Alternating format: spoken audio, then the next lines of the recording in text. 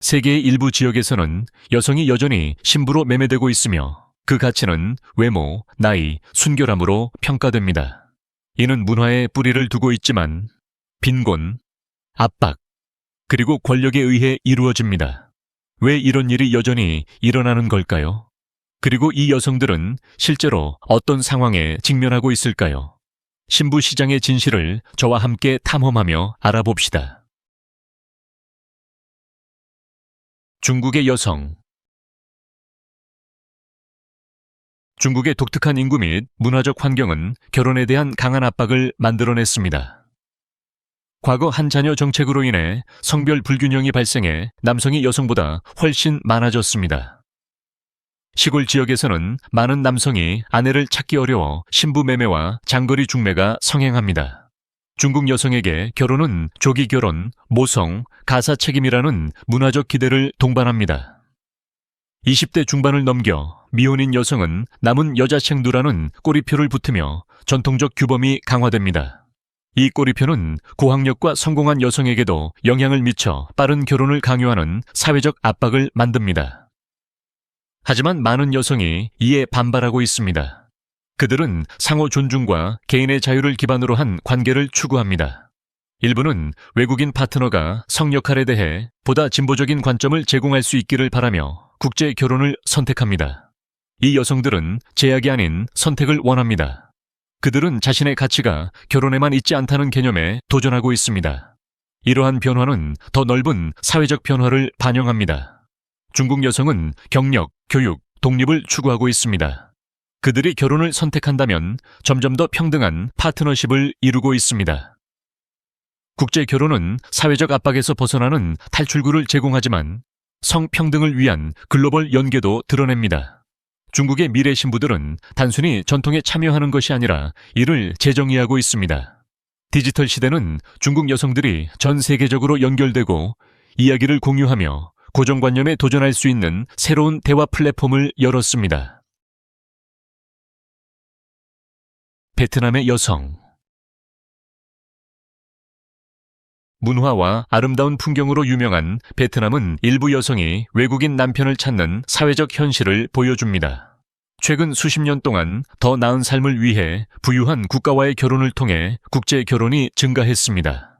온라인 데이팅과 글로벌 중매 서비스는 이 흐름을 가속화하며 여성들이 국경을 넘어 사랑과 기회를 찾도록 돕습니다. 베트남 여성은 우아함, 아름다움, 가족에 대한 헌신으로 찬사를 받습니다. 전통적 환경에서 좋은 아내와 어머니로 자란 그들은 세계화로 인해 새로운 길을 얻었지만 강한 가족 가치를 이유로 고국을 선택하는 경우도 많습니다. 해외로 결혼하는 여성들은 문화적 차이, 언어 장벽, 높은 기대에 직면합니다. 하지만 많은 이들에게 더 나은 삶의 약속은 위험을 감수할 만한 가치가 있습니다. 그들의 동기는 정서적 충만함에서 경제적 필요에 이르기까지 종종 시골 생활의 제약에 의해 형성됩니다. 도시 지역에서는 지원 시스템과 경력 기회가 많아 외국 결혼의 매력이 줄어듭니다. 하지만 일자리 부족과 보수적 기대가 지배적인 지방에서는 해외 결혼이 강력한 해결책이 됩니다. 이러한 결정은 익숙한 모든 것을 떠나 불확실성을 받아들이는 큰 용기를 요구합니다. 일부는 새로운 문화에서 번성하지만 다른 이들은 소외나 착취로 어려움을 겪습니다. 그럼에도 글로벌 성역할 변화는 베트남 여성들에게 옹호와 권한 부여의 새로운 길을 제공합니다. 그들의 여정은 점점 더 가시적이고 목소리를 내며 국내외에서 낡은 고정관념에 도전합니다. 아프가니스탄의 여성. 아프가니스탄은 수십 년간의 전쟁, 경제적 불안정, 정치적 혼란을 겪으며 여성의 선택을 극도로 제한했습니다. 많은 이들에게 결혼은 사랑 이상의 의미, 즉 고난에서 벗어나는 티켓입니다. 외국인과 결혼하는 것은 폭력, 빈곤, 억압에서 벗어나는 유일한 탈출구로 보일 수 있습니다. 중매 결혼이 일반적이며 신부 매매는 문화적, 경제적 관행과 얽혀 있습니다. 여성은 종종 재산으로 간주되며 가족은 결혼을 경제적 부담 완화나 부유한 가문과의 연결로 여깁니다. 시골 지역에서는 안전, 안정, 빈곤 탈출을 제공하는 유일한 길일 수 있습니다. 하지만 각 여성의 경로는 개인적입니다. 일부는 이를 삶을 바꾸는 기회로 보지만 교육, 기회, 법적 권리 부족으로 강요당한다고 느끼는 이들도 있습니다. 각 신부는 사회적 기대와 다른 희망, 꿈, 야망을 가집니다. 이 여성들의 이야기는 생존, 회복력, 역경 속의 희망을 보여줍니다. 그들은 어머니, 딸, 자매로서 극심한 압박 속에서 불가능한 선택을 합니다. 일부는 안전과 자율성을 얻지만 다른 이들은 새로운 형태의 통제를 마주합니다. NGO와 풀뿌리 운동은 시골 아프가니스탄에서 여성의 교육, 의료, 법적 권리를 옹호하기 시작했습니다. 가시성이 높아지면서 전 세계의 관심은 존엄과 평등을 추구하는 아프간 여성의 목소리를 증폭시킬 수 있습니다. 그들의 투쟁은 결혼에만 국한되지 않고 오랫동안 이를 부정해온 사회에서 주체성을 되찾는 일입니다. 한국의 여성. 한국은 기술과 문화로 세계적으로 유명하지만 성불평등은 여전히 존재합니다. 교육과 직업적 성공에도 불구하고 많은 여성은 아내와 varsity tutors, 어머니로서의 역할에 제약을 느낍니다. 한국의 미용 기준은 많은 여성을 성형수술로 내몰지만 여성의 정체성은 외모를 훨씬 넘어섭니다. 이러한 제약에 직면한 일부 한국 여성은 자신의 야망을 존중하고 성평등을 지지하는 파트너를 찾아 해외로 눈을 돌립니다. 독립에 대한 열망은 그들로 하여금 개인적 자유와 존중을 찾기 위해 국제 관계를 탐색하도록 동기를 부여합니다. 점점 더 많은 여성이 결혼을 연기하거나 아예 포기하고 자기 개발과 경력 성장에 집중합니다. 이러한 결정은 단순한 반항이 아니라 현대 한국 사회에서 변화하는 우선순위의 반영입니다. 여성주도 온라인 커뮤니티와 페미니스트 운동은 계속 성장하며 연대와 공유된 경험을 제공합니다. 전통적 관점이 여전히 남아있지만 젊은 세대는 파트너십의 의미를 재구성하고 있습니다. 국제 결혼은 존중과 상호 충족을 향한 여러 경로 중 하나를 제공합니다. 한국 여성은 문화적 정체성을 버리는 것이 아니라 평등, 교육, 권한 부여의 렌즈를 통해 이를 재해석합니다. 이집트의 여성. 이집트는 깊은 역사적 뿌리를 가지며 이집트 사회의 여성은 현대적 가치와 전통적 가치를 모두 탐색합니다.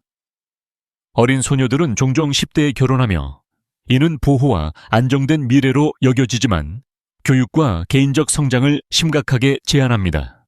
일부에게 외국인과 결혼은 독립적으로 공부하고 생활할 기회를 제공하는 탈출구입니다. 하지만 가족과 사회적 압박은 때때로 결과를 명확히 이해하지 못한 채 조기 결혼을 강요합니다. 이집트 여성은 회복력, 아름다움, 충성심으로 인정받지만 그들의 삶은 종종 외부의 힘에 의해 형성됩니다. 규범을 깨려는 지속적인 노력에도 불구하고 일부 지역에서는 중매 결혼과 신부 매매가 계속되어 많은 젊은 여성의 미래를 복잡하게 만듭니다. 그러나 문맹률 감소와 인터넷 접근성 확대는 여성들이 자신의 의견을 표현할 수 있게 했습니다. 이집트의 NGO와 활동가들은 소녀들의 교육을 지원하고 결혼 연령을 늦추기 위해 끊임없이 노력합니다. 미디어, 정치, 문학에서 여성의 목소리가 점차 힘을 얻으며 젊은 세대에 영향을 미칩니다. 여성들이 사회적 내러티브를 형성하는 데 더 많이 참여하면서 변화의 가능성은 커집니다. 투쟁은 아직 끝나지 않았지만 각 권한 있는 결정은 점진적인 변화를 이끌어냅니다. 오늘날 이집트 여성은 문화를 단순히 보존하는 것이 아니라 그 변혁에 적극적으로 참여합니다. 인도의 여성. 인도의 풍부한 문화. 유산에는 깊이 뿌리내린 결혼 전통이 포함됩니다. 특히 시골 지역에서는 중매 결혼이 여전히 만연하며 가족의 명예와 카스트가 중요한 역할을 합니다. 하지만 도시화, 교육, 세계화는 인도 여성들이 결혼을 바라보는 방식을 재구성하고 있습니다. 많은 이들이 이제 가족의 결정이 아닌 호환성과 상호 존중에 기반한 파트너를 찾습니다. 그럼에도 사회적 기대는 여전히 강력하며 일부 지역에서는 젊은 여성이 거의 발언권 없이 일찍 결혼합니다. 불법임에도 불구하고 일부 지역사회에서는 지참금 관행이 계속되어 여성을 결혼 거래에 재정적 자산으로 전락시킵니다. 일부 가정에서는 딸의 결혼이 특히 어려운 시기에 경제적 전략입니다. 그러나 여성들은 점점 더 이에 반발하고 있습니다. 특히 도시에서 교육받고 재정적으로 독립한 여성들은 누구와 언제 결혼할지 혹은 결혼하지 않을지를 선택합니다. 전통적 제약에서 자유를 추구하는 여성들 사이에서 국제 결혼도 더 흔해졌습니다. 이 여성들은 평등한 파트너십과 경력 및 꿈을 추구할 기회를 원합니다. 그들의 선택은 중대한 문화적 변화를 나타냅니다. 그들은 수백 년 된 규범에 도전하며 미래 세대를 위한 길을 닫고 있습니다. 현대 인도에서 여성의 결혼 역할은 더 이상 고정되지 않았습니다. 이는 유동적이고 다양하며 점점 더 개인적 목표에 의해 결정됩니다.